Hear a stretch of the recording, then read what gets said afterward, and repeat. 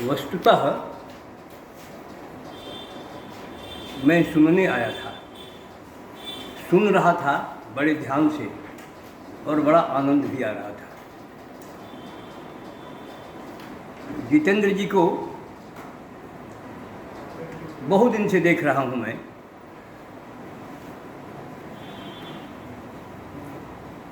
आज पढ़ा, एक कहानी पढ़ा हूँ और आज ही पता चला कि आप समीक्षक भी हैं और कवि भी हैं, कहानीकार भी हैं। दोनों दायित्व तो एक साथ, रचनात्मक साहित्य और समीक्षात्मक साहित्य, दोनों के आदर्श का निर्वाह करना समीक्षक के रूप में सुना है, रचनाकार के रूप में आज देखा। आपने कहा अपने वक्तव्य में कि कल्पना से भी सहारा लेना पड़ा है, लेना पड़ता है, यह आवश्यक है। लेकिन एक पहली कहानी क्या है जी? जकड़न। ऐसा मुझे लगा कि इस कहानी के पात्र, प्लॉट कहीं न कहीं इनकी स्मृतियों से टकरा रहे हैं। ये पात्र भले काल्पनिक हो, लेकिन पढ़ने में एक ही सांस में पूरी कहानी को मैं पढ़ गया और बड़ी अच्छी कहानी लगी। और कहीं कहीं इस कहानी में साहित्यिक शब्दावलियों और भाषा का भी प्रयोग किया गया है, जो बड़ा अच्छा लगा। इस कहानी में कहना क्या चाहते हैं, कहना नहीं चाहते, वो संपूर्ण बातें आपसे आप स्पष्ट हो जाती हैं। कुछ ऐसे शब्द हैं, आप विचार करेंगे, हमको तो कम बात समझ में आती है। कुछ शब्दावलियों का प्रयोग किया गया है। सामंतवाद, पूंजीवाद, अगड़ी पिछड़ी, खेतिहर मजदूर,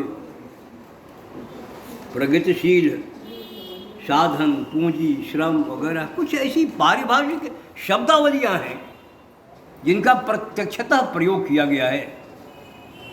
यदि प्रत्यक्षतः प्रयोग न करके इनका प्रकारांतर से ये बातें कही गई होती तो कैसी बात होती, या संभव है कि नहीं, बात कही जा सकती है कि नहीं। और एक बात मैं कहना चाहूँगा कि कहीं न कहीं वर्ग ठीक है, प्रकृति का नियम है परिवर्तनशीलता। हम नहीं भी चाहेंगे तो परिवर्तन आएगा। यदि उस ओर प्रयत्न करते हैं तो धन्यवाद के पात्र हैं, ये भी अच्छी बात है। प्रयत्न करना चाहिए, थोड़ा तीव्र गति से परिवर्तन होगा, बातें कहनी चाहिए। और कोई भी समाज रहा हो, विकृतियां तो रही ही हैं और आगे भी रहेंगी ही।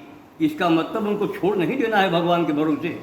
उन विकृतियों के ऊपर आघात तो करना ही है, ये भी स्पष्ट बात है। लेकिन क्या होगा, हम समाज को तोड़ते ही रहेंगे, बांटते ही रहेंगे, ये कहीं जोड़ने के भी प्रयत्न किए जा सकते हैं। ये समस्या है, ये समस्या है, ये विकृति है। समाधान क्या है, इसका क्या समाधान हो सकता है?